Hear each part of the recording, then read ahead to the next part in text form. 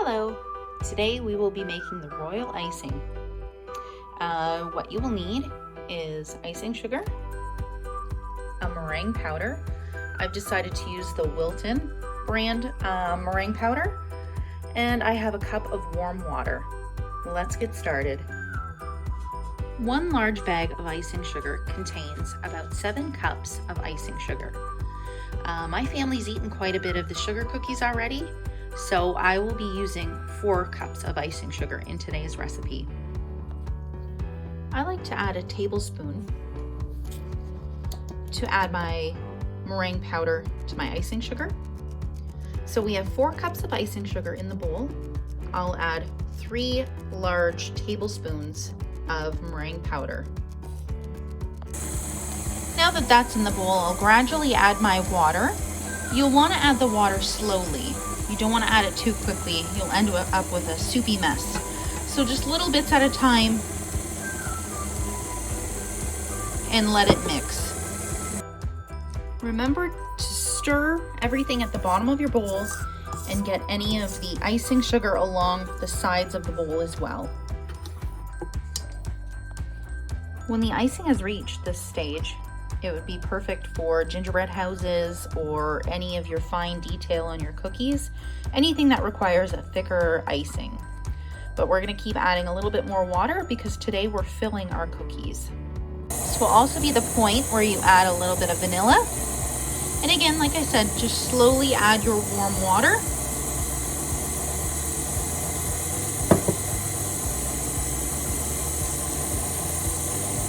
Increase the speed a little bit.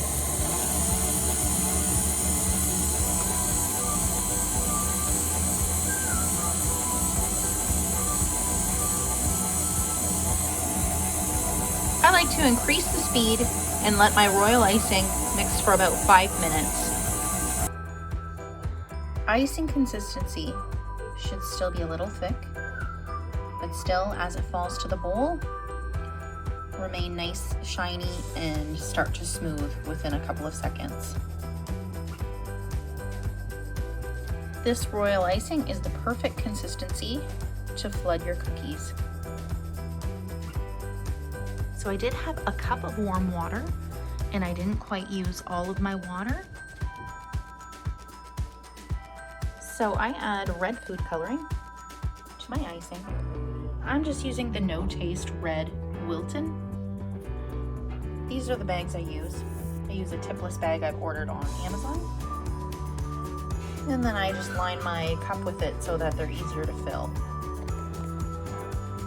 Keep in mind when adding food coloring that pigment will darken as the icing dries.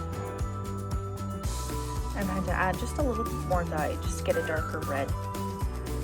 Now we're going to add the pink to the white. For this one, I just use a pink, also from Wilton. So we have our red and pink icing ready to go in bags. Icing bags are filled and ready to go.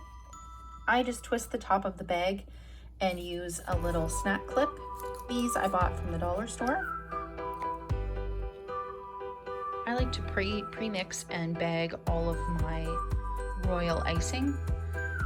But if you do leave any in a bowl, just make sure you're covering it with a damp paper towel because it does dry very quickly. Make sure you have a work area set up with paper towel. Have a sharp pair of scissors just so you can cut the tip of the bag. And let's get ready to flood our cookies. I think I'm first going to go with the white. Cut a little bit of the tip. We'll start by outlining the outside.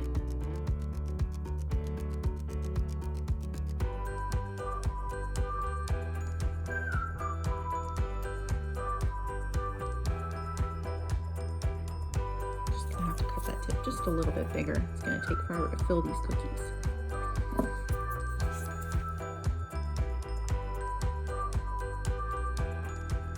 I like to fill them as quick as possible. and then just shake the cookie gently after so that it smooths out. because if you take too long to fill the cookie, like I said, the royal icing does dry very, very quickly. So you just want to try to fill this as quickly as possible.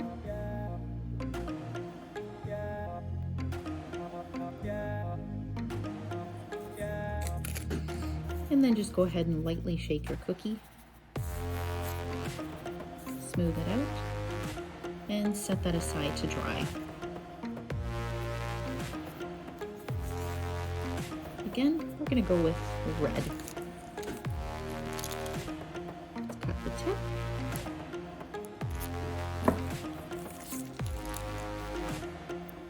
Just do an outline of the cookie first.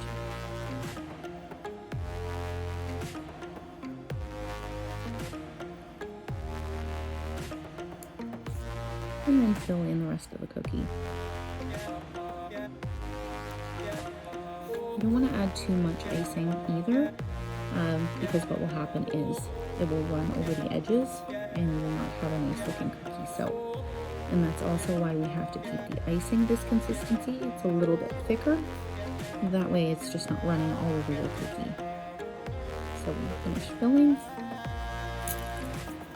Shake the cookie.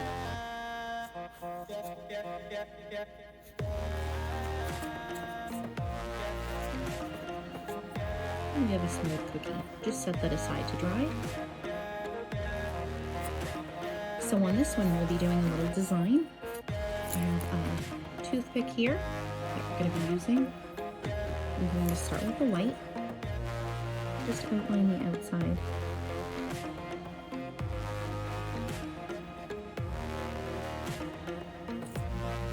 Go ahead and quickly.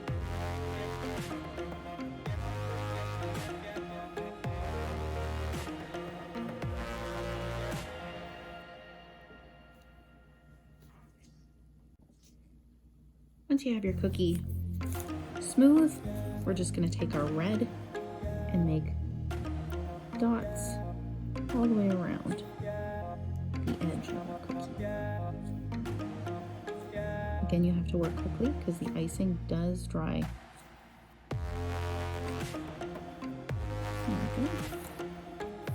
And then just take your toothpick and make sure you choose one direction.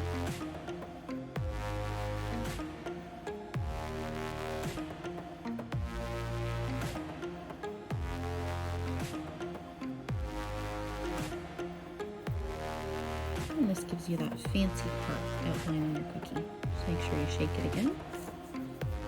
And then set that aside to dry. Once you have your cookie smooth, we're just going to take our red and make dots all the way around the edge of our cookie. Again, you have to work quickly because the icing does dry.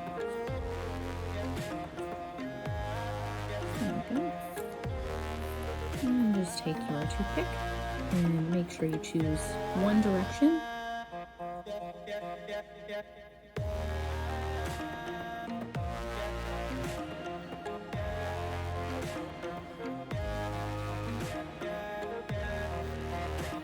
And this gives you that fancy part outline on your cookie.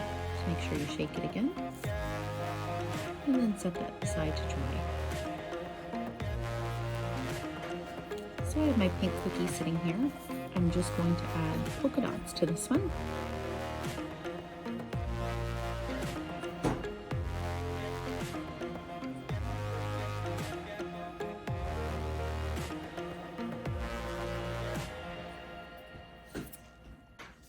So I have my pink cookie sitting here. I'm just going to add polka dots to this one.